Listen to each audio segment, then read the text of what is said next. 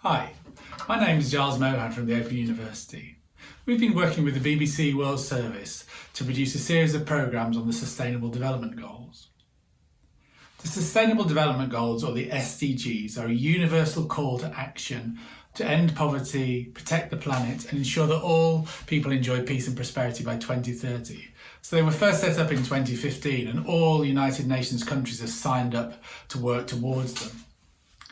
There are 17 SDGs covering everything from climate change, clean oceans, sustainable growth, survivable cities.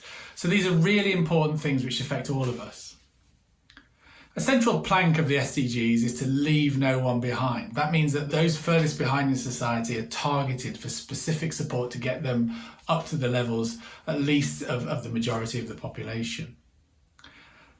These 17 SDGs are also integrated in the sense that the action in one area feeds into a whole set of other of the Sustainable Development Goals. So, for example, achieving gender equality, which is SDG number 5, would mean more girls go to school, and that would then improve educational attainment, and that's SDG 4, and in turn that helps with economic growth, which is SDG 8. So they're all interconnected in kind of quite complicated ways.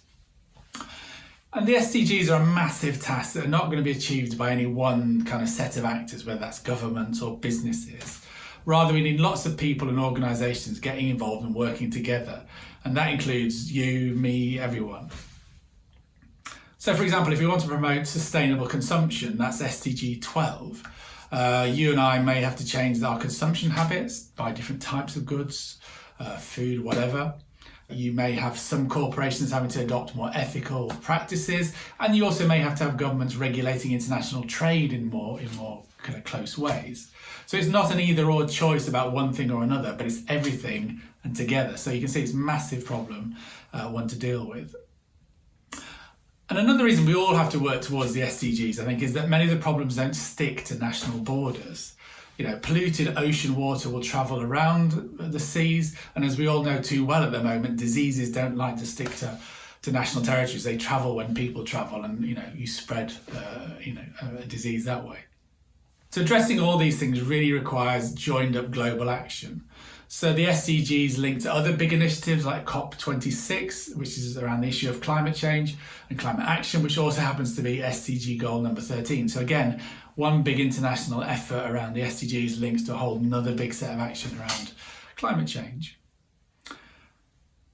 But these SDGs then are very, very, very ambitious and take many years to reach. So, in terms of more older people, they may not be around to see what happens if we do or don't meet those SDGs. It's going to be young people who are going to bear the brunt of whether global action will actually make a difference. But often young people are left out of these very critical debates which profoundly affect their lives.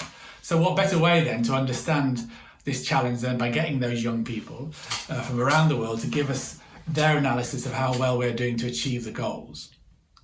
So the series we've made with the BBC called Project 17 is a series of 17 programmes, each one of which covers one of the SDGs, and the guides through that are all 17-year-olds. So it's 17, 17, 17, very neat. These young people give us a view of how well they think progress towards a particular SDG is going. They get to talk to experts and powerful people about why things are the way they are. And the picture we get is mixed. It's not all doom and gloom. So, for example, we meet Joyce from Rwanda, who addresses the SDG around clean water.